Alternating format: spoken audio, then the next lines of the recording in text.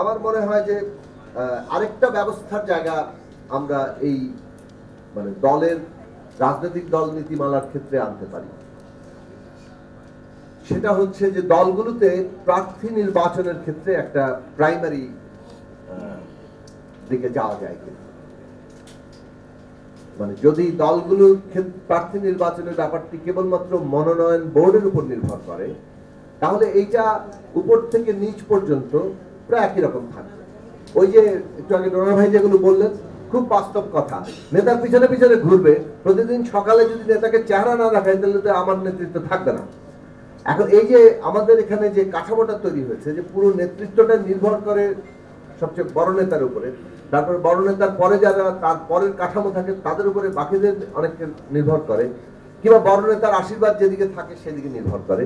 এই কাঠামোর মূল জায়গা হচ্ছে ক্ষমতার কেন্দ্রীকরণ, যেটা আমাদের রাষ্ট্রে ছিল, আমাদের পার্টিগুলোতে আছে। এখন রাষ্ট্রে ক্ষমতার কেন্দ্রীকরণ বদলের জন্য আমরা কথা বলছি, পার্টিতে ক্ষমতার কেন্দ্রীকরণের বদলের কথা যদি না আসে তাহলে সেটা হবে না। এখন পার্টিগুলোর নিজস্ব ব্যাপার এটা, আমি তো আর আরেক পার্টির কথা বলতে পারি না, আমার পার্টির কথা আমি হয়তো বলতে পারি, কিন্তু রাজনৈতিক দল নীতিমালা বিধিমালা যেহেতু রাষ্ট্র কর্তৃক একটা নিয়ম আছে, সেইখানে যে কতগুলো বাধ্যতামূলক জিনিস আছে প্রত্যেক দলের জন্য প্রযোজ্য, সেই ক্ষেত্রে প্রাইমারির বিধান অর্থাৎ প্রার্থী নির্বাচনের ক্ষেত্রে সেই জায়গাটা তৈরি হতে পারে। পার্টির কর্মকর্তা নির্ধারণের দায়িত্ব পার্টি সভ্যদের, পার্টি মেম্বারদের, কাজেই সেইটার ক্ষেত্রে হয়তো কেউ হাত দিতে পারবে না। আর বাংলাদেশের রাজনীতিতে শেষ কথা এটাই বলি যে ধরুন সারা সমাজ কাঠামোটা দাঁড়িয়ে আছে পেট্রন ক্লায়েন্ট রিলেশনশিপের উপর ভিত্তি করে। এই পেট্রন ক্লায়েন্ট রিলেশনশিপ বজায় রাখবেন আর দখলদারিত্ব বন্ধ হয়ে যাবে, রেন্ট সিকিং বন্ধ হয়ে যাবে, এটা আশা করাটা ঠিক না।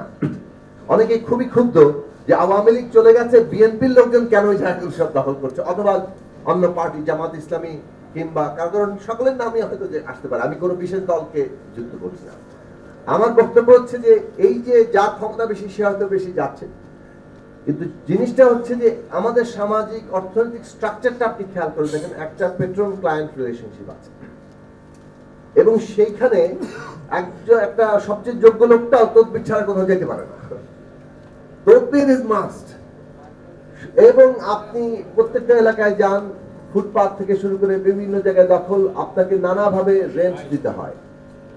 সেই রেন্ট যারা তোলে তারাই আসলে নেতা, কারণ পলিটিক্যাল পাওয়ার দিয়ে ওই রেন্টটা কালেকশনটা চলে, এবং এটা তলা থেকে উপর পর্যন্ত একটা কাঠামো আছে। আপনারা বললেন যে তলায় ইয়েরা আছে, কোন নেতাকে পয়সা না দিয়ে আবার ওর তলায় ক্ষমতা থাকে? থাকবে না। এটা কোনো কোনো ব্যক্তি নাও নিতে পারেন, আমি জেনারেলাইজ করছি না, কিন্তু আমি নিশ্চিতভাবে বলতে পারি যে প্রিডমিনেন্ট ধারাটা হচ্ছে স্ট্রাকচারটা লেনাদেনার, এবং সেই লেনাদেনার ভিত্তিতেই ক্ষমতা কাঠামোটা কাজ করে।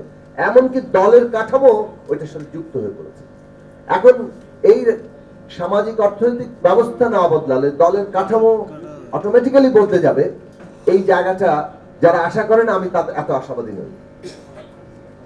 আমি দেখতে পাচ্ছি না যে কেবলমাত্র নসিহত করে না না না তোমরা আসলে চাঁদাবাজি করো না কিংবা তোমরা দখল করো না, এটার মধ্যে দিয়ে আসলে এই জিনিসটা থেকে যাবে। এইটা যে কাঠামোগত জায়গাটার উপর দাঁড়িয়ে আছে, এটা নেতা যত মানা করুক তারপর সে ঢুকবে, কারণ স্পেসটা ওপেন হয়ে আছে। এভাবেই চলেছে, এখন একটা শূন্য স্থান তৈরি, আরেকজন সেটা জায়গা নেবে।